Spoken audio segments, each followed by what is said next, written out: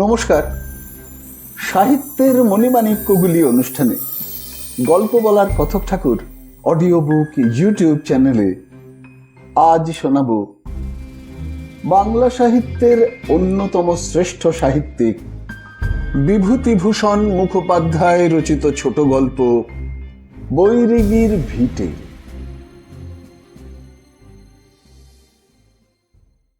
ভীষণ শীত, বাইরে বৃষ্টি আর বাতাসে মাতামাতি চলছে। তারাপদ বলে দিয়েছিল, তাই চাকর একটা তোলা উনুনে এক উনুন আগুন রেখে গেল। সকলে নিজে নিজে চেয়ার টেনে নিয়ে আগুনটা ঘিরে বসল। যে প্রসঙ্গটা শুরু হয়েছিল তারই জের ধরে রেখে সুধেন বলল, অশ্বিনী, বিশ্বাস করো আর নাই করো, তুমি কিন্তু এত রাত্রে ওপর দিয়ে আর বাড়ি যেও না। তারাপদ যেমন বলছে, এইখানেই খেয়ে দিয়ে রাতটা কাটিয়ে দাও। ভূত না থাক, এইরকম ভয়ঙ্কর রাত্রের একটা নিজস্ব স্পিরিট আছে। অবস্থাগতিকে সেইটাই মানুষের প্রাণঘাতী হতে পারে। অম্বিকা বলল, 9টা থেকে আবার অমাবস্যা পড়েছে। অশ্বিনী উত্তরে বলল, যাক, মানুষের স্পিরিট থেকে রাত্রির স্পিরিটে নেমে এসেছে। এইবার বলবে রাস্তার স্পিরিট, পুকুরের স্পিরিট। আর এতই যদি চারিদিকে স্পিরিটের হুড়োহুড়ি, তো অক্ষয় তো থাকবেই আমার সঙ্গে। অক্ষয় তাড়াতাড়ি বলে উঠল, মাপ করতে হচ্ছে, শর্মা আজ আর এ ঘর ছেড়ে বেরোচ্ছে না। এই রাত্রে 2 মাইল পথ ভেঙে যাওয়ার শখ আমার নেই, তাও আবার সিদ্ধেশ্বরীর শ্মশান ঘাটের কাজ দিয়ে। তোমার মতো আমার নতুন বিয়ে নয় যে জবাবদিহি দিতে হবে, বরং অনেক কাঠখড় পুড়িয়ে বিয়ের কথাটা এতদিনে যে উঠেছে, তার জন্যে আমায় 70 মুখে ছাই দিয়ে বেঁচে থাকতে হবে। স্থানটা এদের দৈনিক তাসের আড্ডা, তারাপদর বাসা।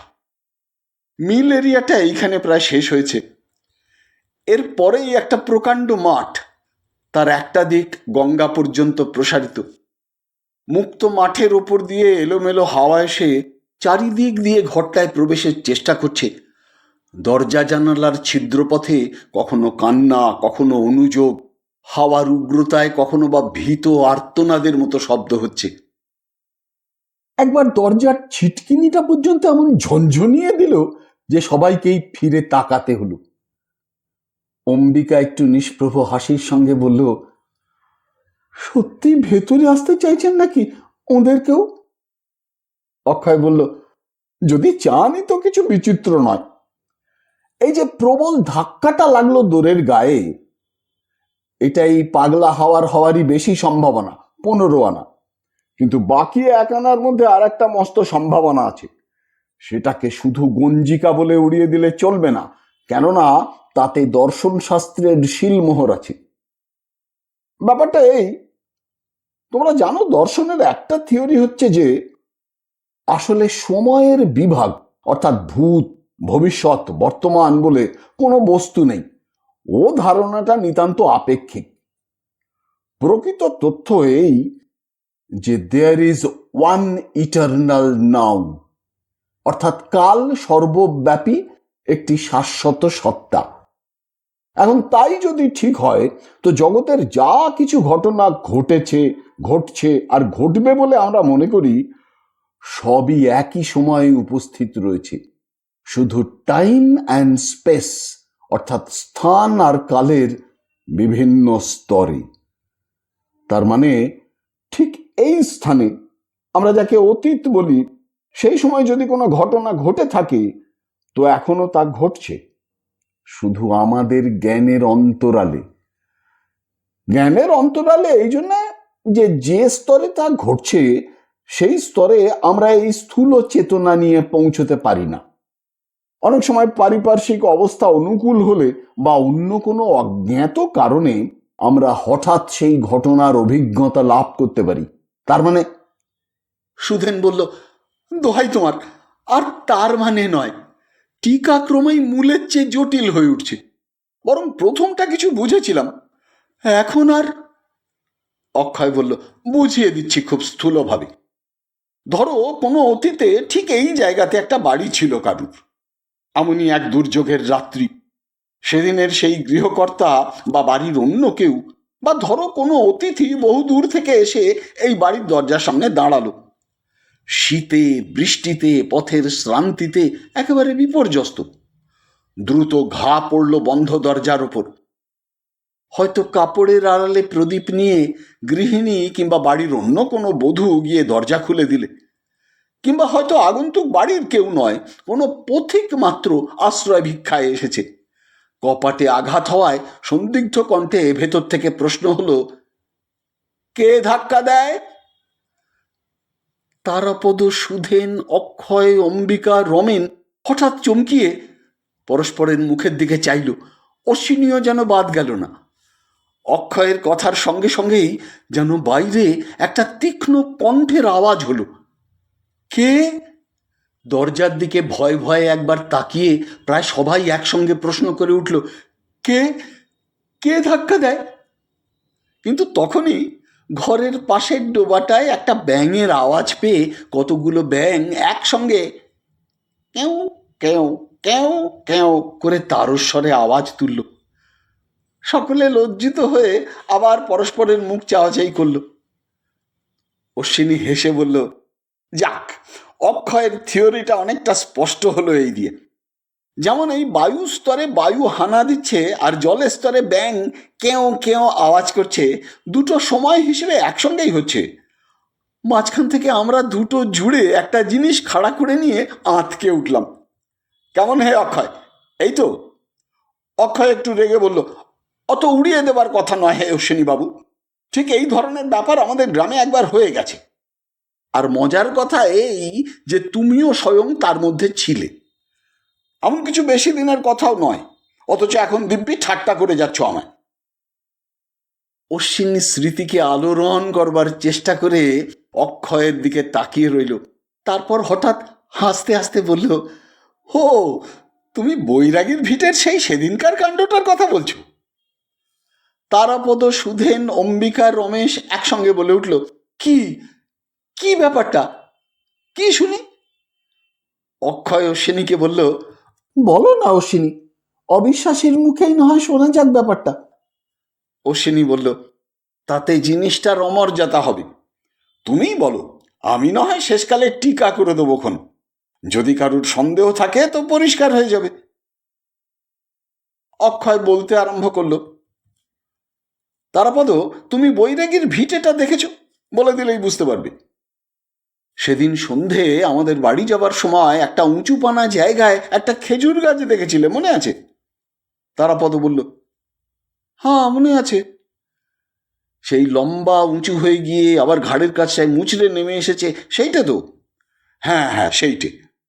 তুমি বলেও ছিলে গাছটা বেয়ারা দেখতে। তো আমি বলেছিলাম জায়গাটার ইতিহাস আছে একটা, বলবোক্ষণ বাড়ি গিয়ে। তারপর তুমিও জিজ্ঞেস করনি, আমিও বলতে ভুলে গেছি। সেই উঁচু ঢিবিটা বৈরাগীর ভিটের।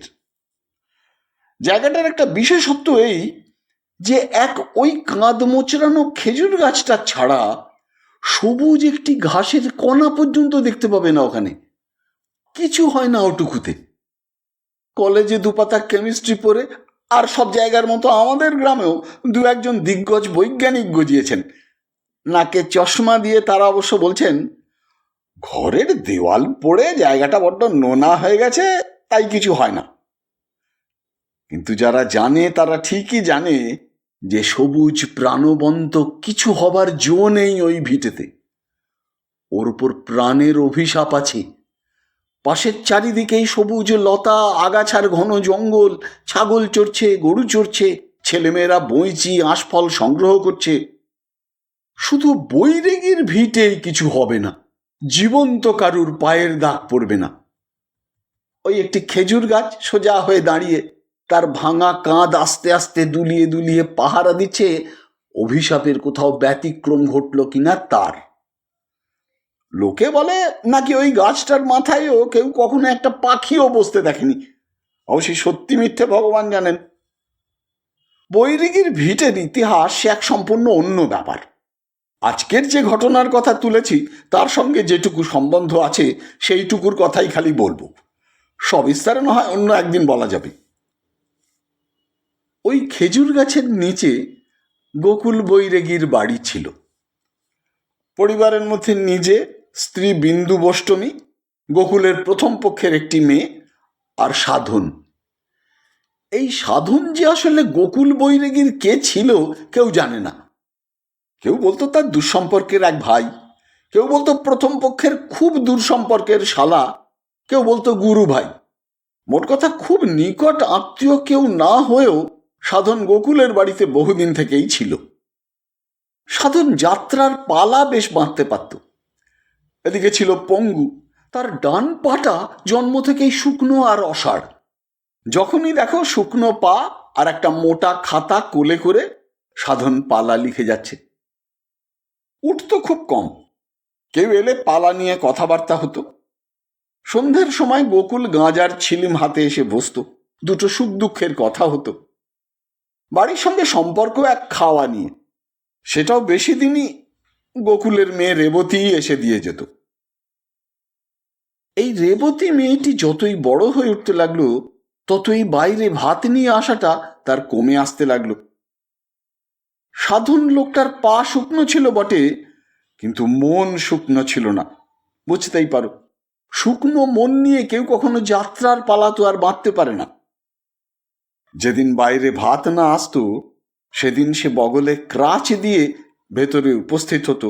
রেবতীর মার কাছে তার নতুন বাঁধা পালার কথা সবিস্তারে পারত এবং দোরের আড়ালে কিংবা উঠোনের ওপাশে রেবতীর ওপর তার প্রভাব কিরকম হচ্ছে তার খোঁজ রাখত। লোকটার বয়স খুব বেশি হয়নি, এতদিন পালা বাঁধা নিয়েই ছিল। বোঝা গেল এবার তার মনে ঘর বাঁধবার তাগিদ জেগেছে। অবশ্য সে নিজে ছাড়া ভালোভাবে কথাটা বুঝলো রেবতীর মা, কিছু কিছু রেবতীও বোধহয়। ক্রমে রেবতীর বাইরে আহার দিতে যাওয়া খুব কমে গেল এবং সাধনের শুধু আহারের সময় ছাড়া অন্য সময়েও ভেতরে আসার নানান রকম প্রয়োজন হয়ে উঠতে লাগলো। এই সময় রেবতীর মা হঠাৎ বিষচিকায় মারা গেল এবং তার মাস দুয়েক পরে গোকুল বিন্দু বষ্টমীর সঙ্গে মালা বদল করে তাকে বাড়িতে নিয়ে এলো। গোকুল লোকটা ছিল যাকে বলে নেলা খাপা গোছের। রেবতীর মায়ের সঙ্গে মালা বদল করে একটানা 18 বছর ঘর করে এসেছে, এর মধ্যে একটা মেয়ে হয়েছে, এই পর্যন্ত জানে। কিন্তু সে যে বড় হয়েছে এবং তার বড় হওয়ায় শুকনো পা সাধনের বাড়িতে আসা বেড়েছে, এইসব তার চোখে পড়েনি। বিন্দুকে আনার পর ব্যাপারটা সম্বন্ধে তার হঠাৎ চৈতন্য হলো, কিন্তু দুঃখের বিষয় সমস্ত ব্যাপারটা সম্বন্ধে চৈতন্য হলো না। সাধন যে রেবতীর জন্যই শুকনো পায়ের উপর উপদ্রব করছে এটা সে টের পেল না। তার মনে হলো বিন্দুর আসবার পর থেকেই সাধনের গতিবিধির মধ্যে এই পার্থক্যটুকু এসেছে। এই ভ্রান্তি থেকে জটিলতার আরম্ভ হলো। সংক্ষেপে বলতে গেলে সাধনের বাড়িতে আসা অল্প অল্প করে একেবারে বন্ধ হয়ে গেল। বিন্দু বষ্টমী হয়ে গেল ভীষণ রকম পর্দানসীন। শেষে এমন পর্যন্ত হলো যে গোকুল বাইরে গেলে বাড়ির দরজায় শেকল উঠতে লাগলো। একদিন গোকুলের কাজ ছিল দূরে কোথাও, যথারীতি শেকলের ওপর সেদিন একটা তালাও ঝুলিয়ে গিয়েছিল দৌড়ে। সন্ধ্যের সময় এসে তালা খুলতে যাবে, হঠাৎ খেজুর গাছের মাথায় একটা খসখসে আওয়াজ শুনে নিচে গিয়ে দাঁড়ালো। স্পষ্ট বুঝতে পারলে ওপরে একজন লোক। ডাকলে, কে? নেমে এসো। সাধন আস্তে আস্তে নেমে এসে সামনে দাঁড়ালো। গোকুল একটু মাত্রও বিস্মিত হলো না। প্রশ্ন করলে, খেজুর গাছে যে এই সন্ধে? সাধন একটু কাঁপা গলায় বললে, শিউলি আজ নতুন গাছ কেটেছে, দেখছিলাম রস হলো কিনা। গোকুল বললে, আমি আসল কথাটা বলবো? তুমি অন্য জায়গায় রসের সন্ধান পেয়েছ, আজ সমস্ত দিন দেখা হওয়ার সুযোগ হয়নি, তাই এই সন্ধে গাছে চড়ে। সাধন ধরা পড়ে স্বীকার করে ফেললে। গোকুলের পায়ের ওপর পড়ে বললে, আমি পঙ্গু, কিন্তু একেবারে নির্গুণ নয় গোকুলদা। তুমি দাও আমায় রেবতীকে, তাকে আমি সুখে রাখবো। গোকুল হেসে উঠল, বললে, এখনো মিথ্যে বলছো রেবতীর কথা তুলে? আমায় বোঝাতে চাও যে তুমি রেবতীর টানেই সঙ্গে সঙ্গে একটু কি ভেবে নিয়ে গলা নরম করে বললে, তা বেশ, খেজুর গাছের কাঁটাও যখন তোমার কাছে তুচ্ছ, তখন নিশ্চয়ই তুমি ভালোবাসো আমার মেয়েকে। চলো ভেতরে চলো, বিয়ের কথা খেজুর তলায় দাঁড়িয়ে হয় না। অক্ষয় একটু চুপ করে বাইরের দুর্যোগটা যেন ভালো করে অনুভব করে নিল। তারপর আরো একটু গুটিয়ে ভালোভাবে বসে বলল, ক্রমে বেড়েই চলেছে দেখছি যে। তারাপদ প্রশ্ন করল, তারপর? অক্ষয় বলল, তারপর আর কি, বৈরাগীর বাড়িটা একটেরের বলে সেদিন কেউ বুঝতে পারেনি। পরদিন সকালেই টের পাওয়া গেল গোকুল বৈরাগী 3টে খুন করে উধাও হয়েছে। অবশ্য ধরা পড়ে কিছুদিন পরেই। সাধনের ঘাড়টা ছিল মচকানো। লোকশ্রুতি যে পরের দিনই একটা দমকা হাওয়া উঠে খেজুর গাছের মাথাটা ওই রকম করে মুচড়ে দিয়ে যায়। সুধেন খুব অন্যমনস্ক হয়ে গেছিল। হঠাৎ যেন সম্বিত পেয়ে প্রশ্ন করে বসল, রেবতীকেও খুন করলে? সে কি করেছিল? অক্ষয় হেসে প্রশ্ন করল, রেবতীর জন্য তোমার প্রাণ কাঁদলো বলে তাকে খুন করাই যে বেশি অন্যায় হয়েছিল এমন তো নয়। বিন্দুরই বা দোষ কি? সাধনেরই বা কি এমন অন্যায় হয়েছিল? সুধেন অপ্রস্তুত হয়ে বলল, না সে কথা বলছি না, মানে থাক, তোমার বৈরাগীর ভিটের পরবর্তী কি ইতিহাস যেন বলতে যাচ্ছিলে, তাই বলো। অক্ষয় বলতে লাগলো, বৈরাগীর ভিটেকে সেই থেকে সবাই এড়িয়ে চলে। পাড়ার জীবন্ত বাড়িগুলো থেকে দূরে নিজের কাহিনী বুকে করে বৈরাগীর ভিটে পড়ে আছে। না ঘাঁটাও কিছু বলবে না, ঘাঁটাও এমন কিছু একটা অভিজ্ঞতা দেবে যা সহজে ভুলে উঠতে পারবে না।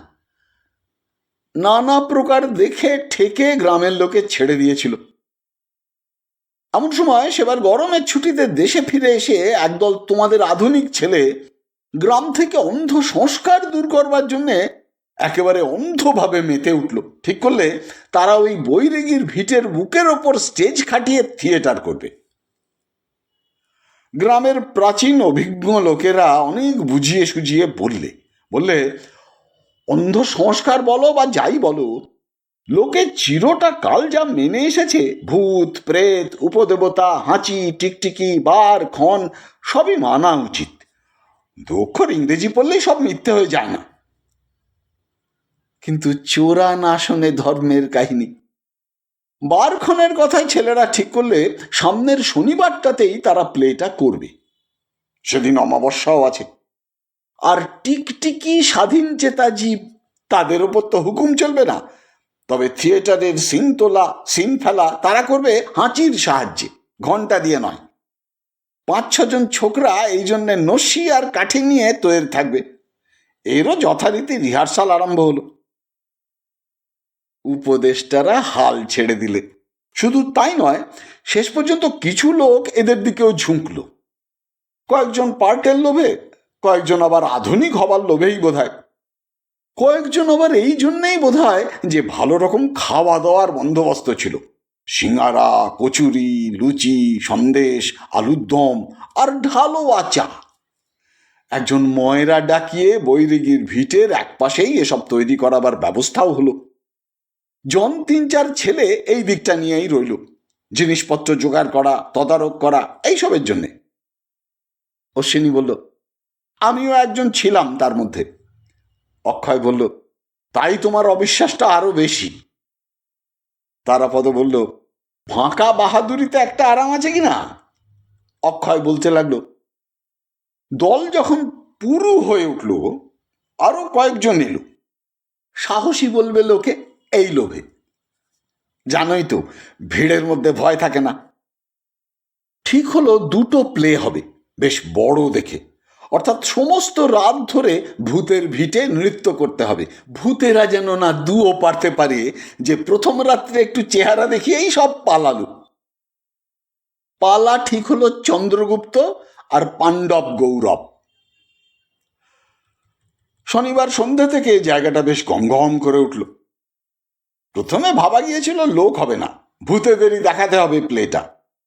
কিন্তু ক্রমে এক এক করে অনেক লোক জুটে গেল। হোগলা দিয়ে একটা অডিটোরিয়াম করা হয়েছিল, সেটা উপচে বাইরে পর্যন্ত লোক জমে উঠল। ঠিক 9টার সময় একেবারে 8-10টা ছেলের হাঁচির আওয়াজের সঙ্গে সঙ্গে কনসার্ট বেজে উঠল। বাইরের কয়েকজন ভূত বিরোধী ছোকরা দর্শক তালি দিয়ে এদের অভিনন্দিত করতে যাবে, প্রবল একটা বাধা পড়ল। কনসার্ট বেজে ওঠার সঙ্গে সঙ্গেই আরো একটা জিনিস উঠল। কোথাও কিচ্ছু নেই, একটা উৎকট রকমের দমকা হাওয়া, ঠিক যেন অডিটোরিয়াম আর স্টেজের ঝুঁটি ধরে একটা কড়া ঝাঁকানি দিয়ে বৈরাগীর ভিটের পুরনো পাহারাদার সেই কাঁধ ভাঙা খেজুর গাছটাকে জাগিয়ে দিয়ে আকাশ বেয়ে উত্তর থেকে দক্ষিণ দিকে চলে গেল। একটা রীতিমতো গোলমাল হলো অডিটোরিয়ামে। যারা বুদ্ধিমান তারা ব্যাপার দেখে পাতলা হলো, কিন্তু এদের বাহাদুরি দিতে হবে, কনসার্ট একবারও থামল না। অশ্বিনী বলল, তার একটা কারণ এই ছিল যে সেটা গ্রামোফোনের রেকর্ড। অক্ষয় কথাটা কানে না তুলে বলল, কনসার্ট থামলে হাঁচির আরো একটা গুরুতর আওয়াজ হলো, সঙ্গে সঙ্গে ড্রপ সিন উঠল। হাঁচিটা আরো গুরুতর করবার অর্থ, ভূতেই যদি দমকা হাওয়া হয়ে দেখা দিয়ে থাকে তো যত পারে দিক, এরা পেছো পা নয়। এরা যে কাদের ঘাঁটাচ্ছে তখন আর টের পায়নি। এবার আর ঝড় উঠল না, কিন্তু যা আরম্ভ হলো কিছুদিন এখন মনে থাকবে বাছাদনদের। ড্রপ সিন উঠল। তার বলো, তোমার আলমারিতে চন্দ্রগুপ্ত আছে না? দাও তাহলে, ব্যাপারটা যেমন হয়েছিল সঠিক বর্ণনা করতে পারবো। তারাপদ উঠে আলমারি থেকে ডিএল রায়ের বাঁধানো গ্রন্থাবলী বের করে এনে অক্ষয়ের হাতে দিল। অক্ষয় চন্দ্রগুপ্ত পালাটা খুলে বের করে বলতে লাগলো, ড্রপ উঠতেই একটা নদীর দৃশ্য, সিন্ধু নদ, সূর্যাস্তের সময়। সিনে নদীর জলের কাছটায় একটু চিরে তার মধ্যে গোল লাল রঙের একটা কাগজ অর্ধেকটা সাঁত করিয়ে দেওয়া হয়েছে, মানে সূর্য অর্ধেক অস্ত গেছে, বাকি কাগজটা টেনে দিলেই সূর্য একেবারে ডুবে যাওয়া হবে আর কি। সামনেই সেকেন্দার, সেলুকাস আর হেলেন। হেলেন সেলুকাসের হাত ধরে দাঁড়িয়ে, তিনজনেই সূর্যাস্ত দেখছে। এমন সময় একটা আশ্চর্য ব্যাপার হলো। সূর্যের দরুন রাঙা কাগজটা যেই আস্তে আস্তে টেনে দেওয়া হলো, স্টেজের কড়া গ্যাস ল্যাম্পটা কয়েকবার দপ দপ করে হঠাৎ নিভে গেল। তোমরা বোধহয় বলবে ব্যাপারটা কাকতালীয় ন্যায় গোছের একটা কোইন্সিডেন্স মাত্র, কিন্তু গ্যাস ল্যাম্পগুলোর একটা দোষই এই যে ঠিক সময় বুঝে নিভে বসে থাকে। পরে সেই 90দের মধ্যেও ধীরে সুস্থে সেই কথাই হয়েছিল, কিন্তু ঠিক সেই সময়টিতে অন্ধকারের ছায়া যেন সবার মুখ কালি করে দিলে। অডিটোরিয়ামে তো একটা ভীষণ হট্টগোল উঠলই, আর এদিকে স্টেজের ওপরও সব বীরপুঙ্গবদের একটু মুখ চাওয়াচাই করতে হলো। মুখ ফুটে না বললেও কারুর যেন সন্দেহ রইল না যে প্রথমটা অর্থাৎ দমকা হাওয়াটা ছিল যেন কারুর হুমকি, তাতে ফল না হওয়ায় সেই আবার এই মোক্ষম ঠাট্টার অবতারণা করেছে। বাতাসে যেন একটা হি হি হি করে বিদ্রুপ হাসির চাপা ঢেউ বয়ে যাচ্ছে।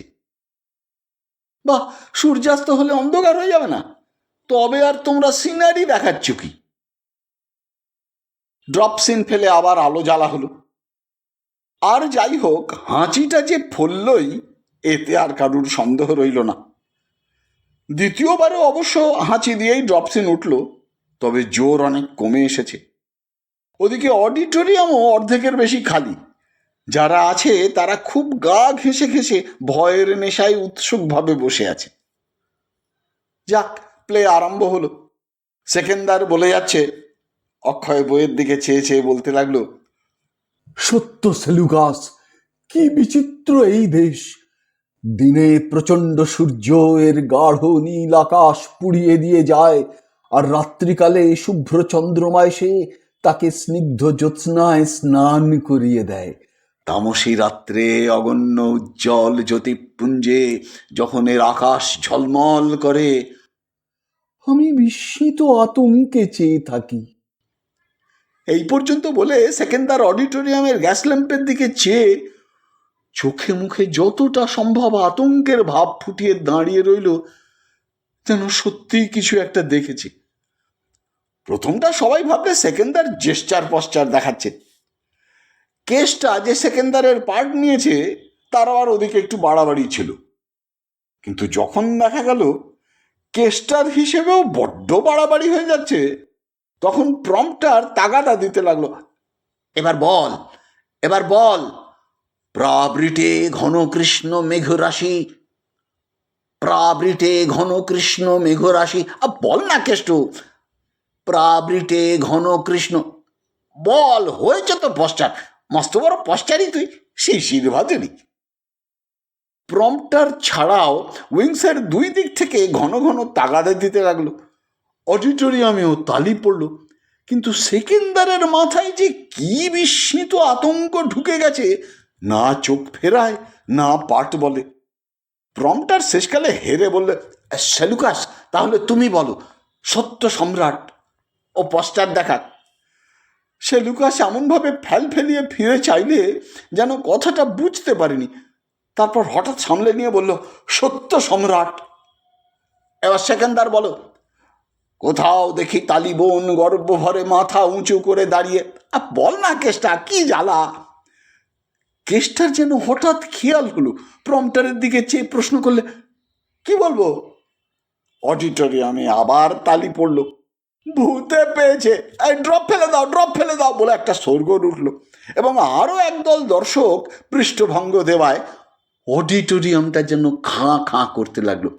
প্রম্পটার ভেঙচি কেটে বললে, কি বলবো কচি খোকা, বল, কোথাও দেখি তালিবোন গর্বভরে মাথা উঁচু করে। কেসটা ফেল ফেল করেছে, আবার প্রশ্ন করলে, কেন? আবার একচোট হাততালি। সেই গোলমালে প্রম্পটার প্রাণের আক্রোশ মিটিয়ে বললে, শখ করে থিয়েটার করতে এসেছে যে তোমার গোষ্ঠীর পিণ্ডি, আর কেন? পাশ থেকে সেলুকাস বললে, বাহ, আমরা থিয়েটার করছি যে বৈরাগীর ভিটে, মনে নেই তোর? উইংসের দুই পাশ থেকে দাবড়ি খেয়ে সে চুপ করে গেল। কেসটার এবার যেন ঘুম ভাঙল, একটু নড়ে চেড়ে বললে, ও বুঝেছি, বল। গড়গড়িয়ে বেশ খানিকটা বলে গেল। প্রম্পটেরও বড় একটা অপেক্ষা করলে না। শেষকালে সেলুকাসের মুখের পানে চেয়ে লেখা মতো প্রশ্ন করলে, পুরুকে বন্দি করে আনি যখন সে কি বললে জানো? সেলুকাসের অল্প পার্ট, তারই মধ্যে গোলমাল করে ফেললে। কি বললে রে?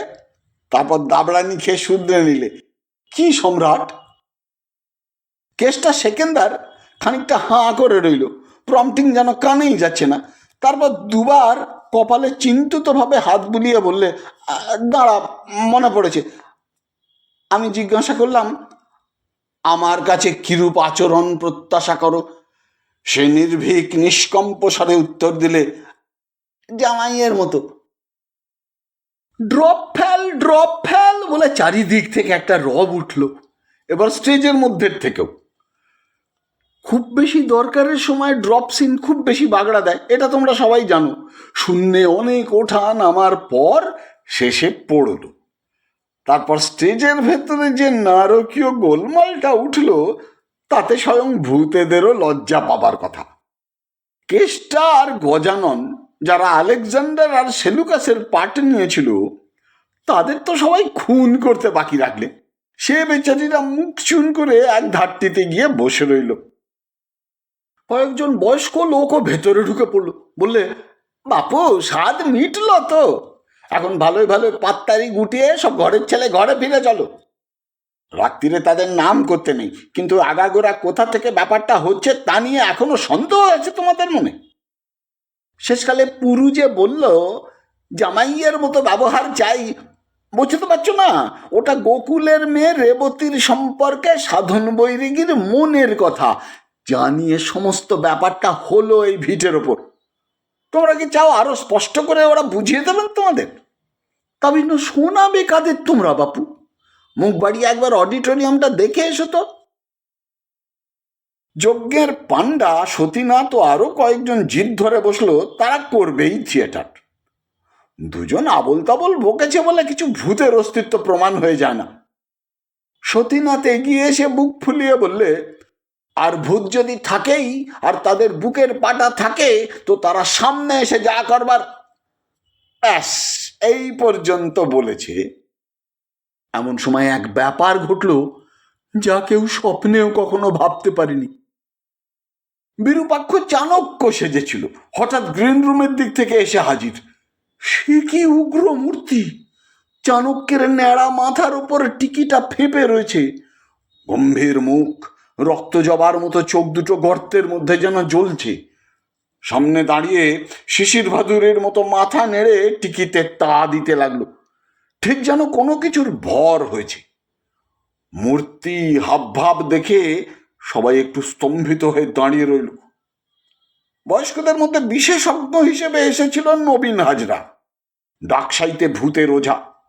চাণক্যের পানে চেয়ে কপালে হাত জোড় করে বললে, ঠান্ডা হও বৈরিগী বাবা, এরা ছেলে মানুষ, করে ফেলেছে একটা ভুল। সতীনাথ কি বলতে যাচ্ছিল, বীরু ওদের দিকে চেয়ে একেবারে চিৎকার করে উঠল, নিচের আজ স্পর্ধা! ব্রাহ্মণ বৈরাগীকে দেখে একটা শুষ্ক প্রণাম করতেও হাত ওঠে না। যাও, আমার ছায়া মারিও না। আমার নিঃশ্বাসে বিষ আছে, আমি দুর্ভিক্ষ, আমি মরক। এখনো গেলে না? কাত্যায়ন, কাত্যায়ন, নিয়ে এসো তো রামদাটা, আমি কোপাই সবগুলোকে, আর তুমি বাকিগুলোর ঘাড় মটকাতে থাকো ওই খেজুর গাছটার মতন করে। কোথায় কাত্যায়ন? আচ্ছা, দা না থাকে স্টেজ খোঁড়া ওই শাবলটাতেই হবে। ছুটে নিতে যাবে শাবলটা, সবাই তাড়াতাড়ি তাকে ধরে ফেললে। তার মধ্যে থেকেই স্টারছে কি আপসানি, জ্বলন্ত ভাঁটার মতো চোখ, পরচুলাটা পিছলে গিয়ে টিকির গোছাটা মুখে এসে পড়েছে, গায়ে এসে পড়েছে এক অসুরের ক্ষমতা, ধরে কি রাখা যায়? আর মাঝে মাঝে সেই চিৎকার, কাত্যায়ন, কাত্যায়ন! কোথায় গেল কাত্যায়ন? নিয়ে এসো তো শাবলটা, আমি দেখি একবার এদের।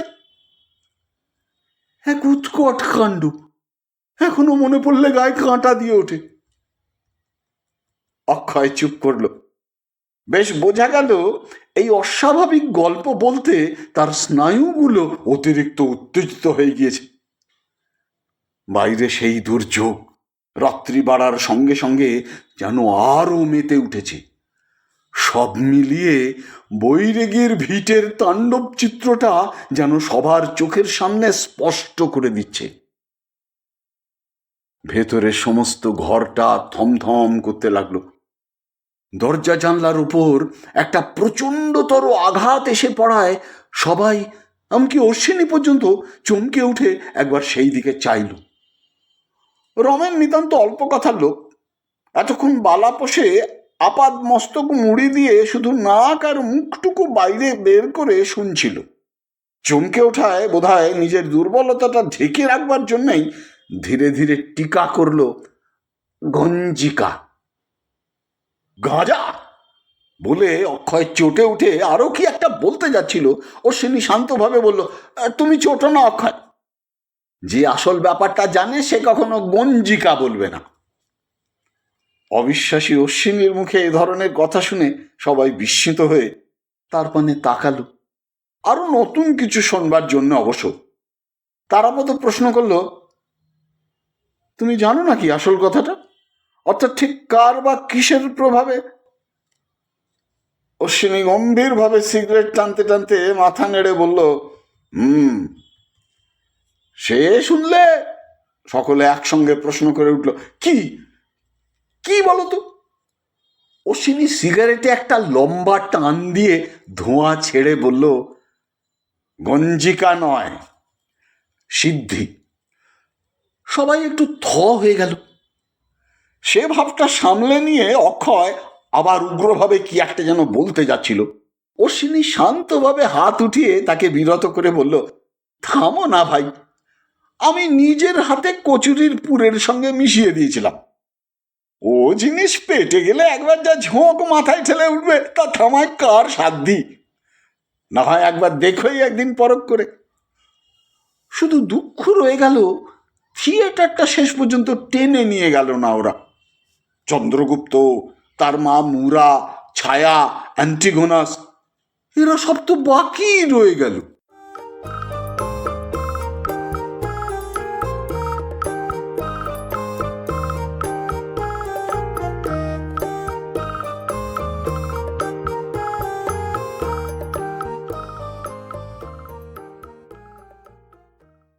শুনলেন বিভূতিভূষণ মুখোপাধ্যায় রচিত ছোট গল্প বৈরাগীর ভিটে। যদি এই অনুষ্ঠানটি আপনার ভালো লেগে থাকে তবে অবশ্যই একটি লাইক দিয়ে আমায় উৎসাহিত করবেন। যারা এখনো আমার এই চ্যানেলটিকে সাবস্ক্রাইব করেননি তারা অবশ্যই সাবস্ক্রাইব বোতামটি টিপে চ্যানেলটিকে সাবস্ক্রাইব করে নেবেন এবং ভিডিওর কমেন্ট বক্সে আপনার মূল্যবান মতামত জানিয়ে চ্যানেলটিকে আরও এগিয়ে নিয়ে যেতে আমায় সাহায্য করবেন। ভালো থাকুন, পাশে থাকুন, সুস্থ থাকুন আর শুনতে থাকুন সাহিত্যের মণিমাণিক্যগুলি অনুষ্ঠানটি। নমস্কার।